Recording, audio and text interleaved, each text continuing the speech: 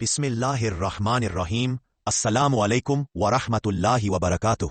प्यारे दोस्तों, अक्सर हम ये सवाल सोचते हैं कि हम जो दरूद शरीफ पढ़ते हैं क्या वो अल्लाह की बारगाह में कबूल भी हो रहा है या नहीं।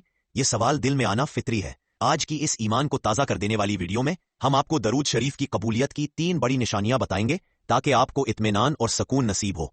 पहली निशानी, मोहब्बत रसूल सल्लल्लाहु अलैहि वसल्लम में इजाफा। जो शख्स इखलास से दरूद शरीफ पढ़ता है उसके दिल में आहिस्ता आहिस्ता इश्क रसूल सल्लल्लाहु अलैहि वसल्लम बढ़ने लगता है। वो चाहे भी तो जिक्र मुस्तफ़ा सल्लल्लाहु अलैहि वसल्लम को छोड़ नहीं सकता।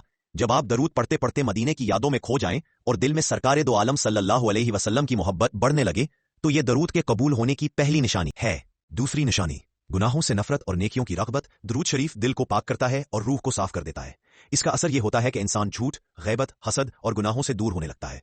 साथ ही नमाज, सदक़ा खैरात और अच्छे अखलाक की तरफ दिल माइल होने लगता है। ये तब्दीली दरअसल इस बात की अलामत है कि आपका दरूद कबूल हो रहा है।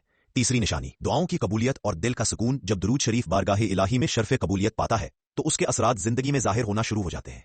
दुआएं आसानी से कबूल होने लगती हैं, दिल की बेचैनी खत्म हो जाती है, रिस्क में बरकत आती है और मुश्किलात आसान हो जाती हैं। ये सब दरूद शरीफ की बरकत है। प्यारे दोस्तों, ये 3 निशानियां उन लोगों के लिए है जिन्हें शैतान वसवसे डालता है कि तुम्हारा दरूद शायद कबूल नहीं हो रहा।